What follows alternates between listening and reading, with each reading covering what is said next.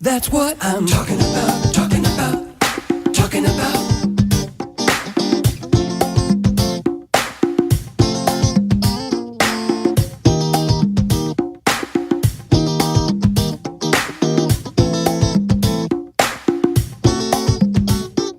Talking about, talking about, talking about.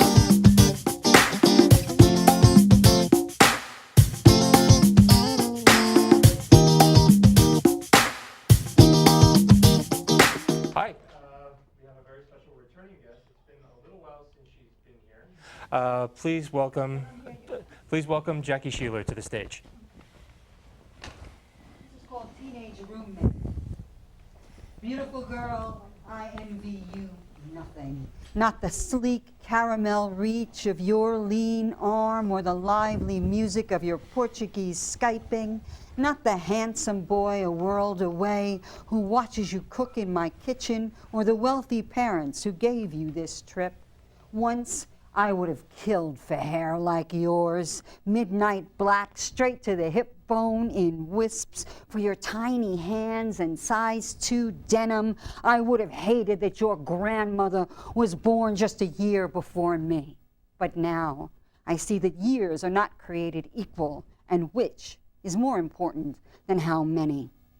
Now and then you look at me with a soft face like living alone in her 50s. What a shame.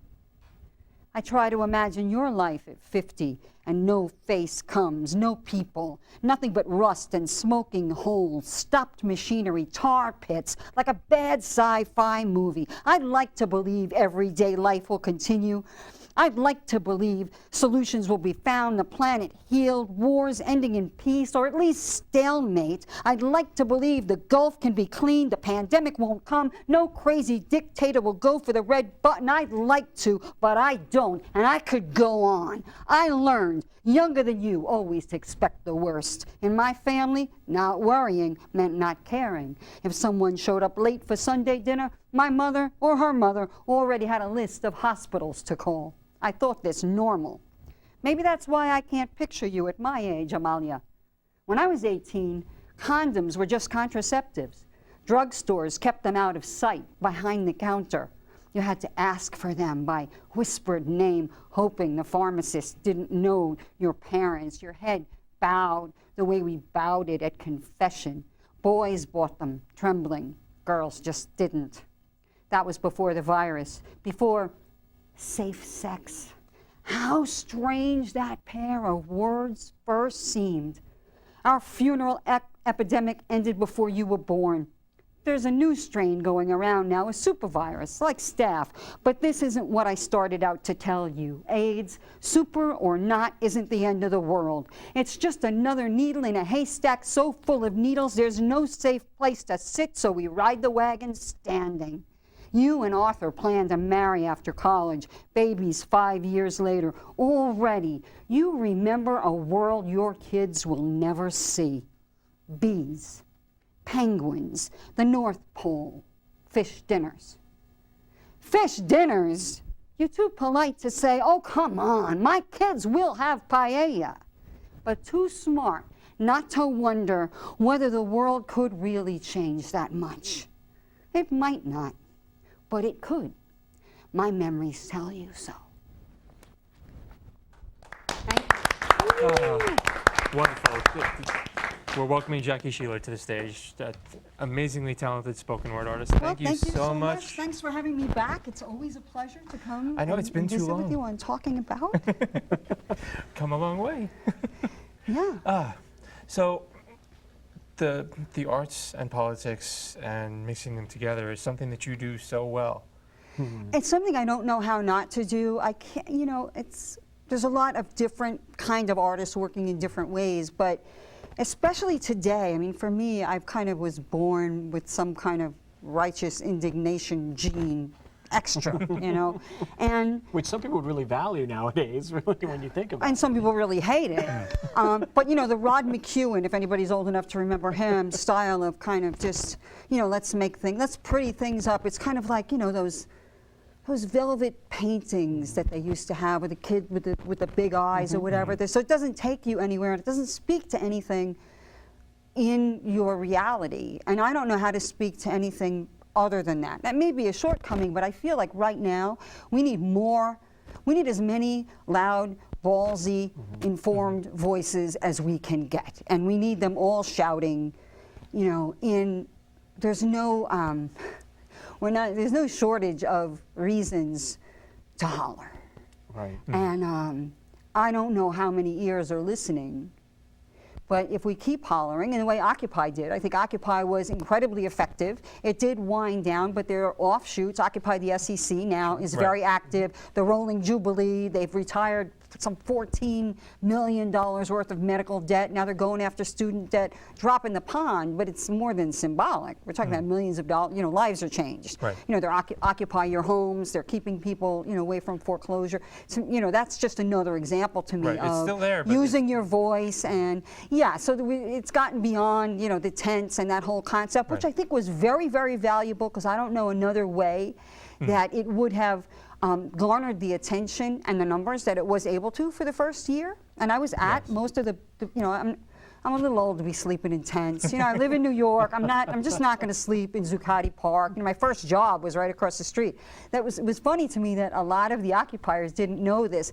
The big black building directly across from Zuccotti Park for many years was Merrill Lynch World Headquarters. Okay. And that was my first job, 1976. I was a receptionist at Merrill Lynch Asset Management, which I answered the phone that way 500 times a day, so I'll never forget the name of the department. And it was like kind of a, I don't know, it was a Twilight Zone kind of a feeling to be now protesting. Of, you know, I was there at midnight, not this New Year's, but when we tore the New Year's before, we tore all the barricades down, piled them up, and just did the countdown, you know, just dancing on top of all of the destroyed barricades. You know, I'm not an anarchist per se. I'm not a black bloc person. I don't advocate destruction of property. But when we have things like fracking, which is the ultimate destruction of property, it's destruction of the air, it's a destruction of people's homes and water supplies. Right. You know, if that's okay, then let me break a Starbucks window. You know what I mean? If I'm making a larger point, if it's not destruction for the sake of destruction, if it's destruction for the sake of something new or a message being conveyed, then you know what? It's okay, because with the environment in particular, we're breaking things that are a whole lot more important than shop windows or barricades or any of that. Yeah, you can't live without air and water. Right. Right. Even in their gated 1% communities. I mean, unless they get the ships to Mars, which I know some people are trying to do now. I wish them luck with that. Whatever. I personally would rather continue to have, you know, an Earth that we can all live on than have to go to some unknown planet with a helmet on my head for the end of my days. Yeah, You know, no and destroy thanks. No thanks. Now, as a spoken word artist, that's a significant way of getting your message out, and actually also conveying that protest spirit. Were you always into poetry? Was it something that you knew it was a very visceral, very vital way of getting your message across? I was writing poetry before I properly knew what poetry was. It was kind of my natural response. I called them windowsill poems when I was, you know, kind of a heartbroken teenager, which all teenagers are heartbroken pretty much for the whole I know, I read period of Twilight. adolescence, Yeah, right? It's horrible. So writing came as a response. It was a way that I comforted myself in a chaotic home environment. And then I discovered poetry. I discovered Sylvia Plath. I discovered her, okay? Nobody would have. I discovered Sylvia Plath. But when I discovered her last book, Ariel, and when I discovered the American Poetry Review, and there was poetry in there that the language was just so fascinating, and I had no idea what these people were saying. Because with modern poetry, with a lot of it, it's layered and nuanced and complex. You have to learn how to read it. And I was up for that challenge. So once I really started to learn the mechanics, the craft of poetry, the beauty of poetry, and just how deep it could go, then I've been you know, workshopping, studying, publishing pretty much ever since. But I never thought of it as a way to get my message heard. I don't know that I have a message so much as I have a million little ones. I look at things that do not work and I cannot keep my mouth shut. That's just how I live my life. And so a lot of that comes out in either in, you know, protests in my years of corporate work. You know, I would always be the one, you know, calling BS on the CEO in a big meeting, and I've lost a couple jobs over it, and that was okay. That was okay, you know, because you know what you're in for, you know, going in. So if it's worth it, it's worth it. So that's almost, it's not poetry, but it does the same thing. There's so many really great spoken word artists in New York City. It's almost as if this is like the city that really generated this type of art form. Have you shared We actually did, well, if by spoken words you mean slam, which a lot of Yeah. people use them interchangeably, Right. that started in Chicago. That started and in that's still the Chicago, capital okay. of it. And slam is not, David Huberman, actually he's a Queens poet. I'm not sure if he still lives in Queens, but we've lost touch, but he's a marvelous writer. And he once gave me the unforgettable line about slam. He said, I don't think poetry should be like boxing. And I agree. And, you know, slam has become formulaic.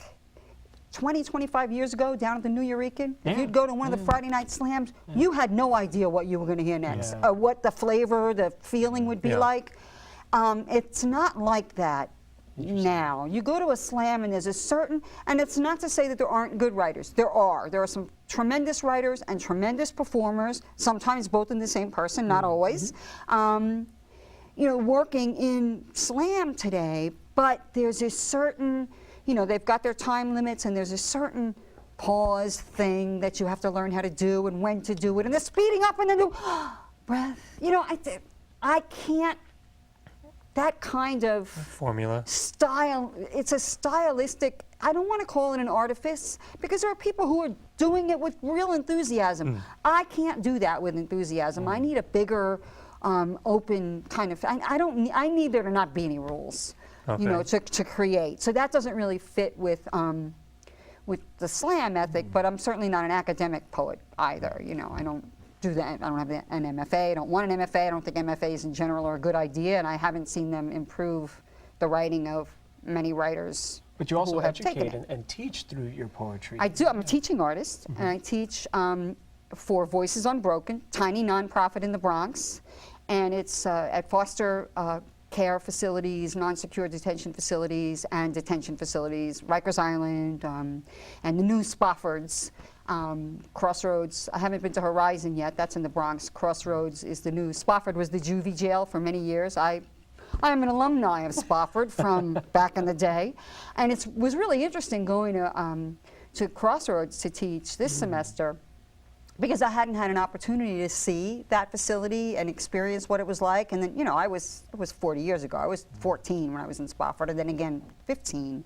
And even as long ago as it was, the memory, you know, some memories stay with you, whether you like it or not. So that's one and of as them. an artist, that's a very good thing, because you can always revisit it in your work. Yeah, and I have visited that period of my life a few times, but it was very heartening for me to see and feel the difference between the Spofford that I remembered, where all the staff were male, where there was regular meetings behind closed doors. And I'm not saying that doesn't happen now, but all I know is that the girls in the dorm where I have been teaching do not seem to be interacting in the way that we interacted with the fear. Also, all the staff now that deal with the young women are female, and that just changes the energy completely. You know, when you're locked up, when you're a teenage lockup, and it's guys in charge of you, and God knows what you did to get the there. rebellion is being It's not a fostered, good. yeah. It's not a good dynamic. It's not a good formula. And then all the, you know, cute girls turn on the sexual charm, and then if you're not one of the cute girls, you can't get over, and others again, it's just a mess. So that seems to have been really greatly improved. So that heartens me, although it's hard going in there and seeing them. Where can people learn more about you? And about On your book, Facebook. yeah. On Facebook. Just look up Jackie Sheeler on Facebook, Okay. and I kind of live and die there a little Okay. bit. A lot of my And- politics and stuff are up Okay. there, and And yeah, if people Google, you'll find some of your published work as well. So that's a good way to yes, learn a and little on bit more about you. Amazon they'll Okay. find. You know, there's this, a couple of other books. You know, I'm around. You'll find me online. Okay, thank you so much for coming back after such a long time.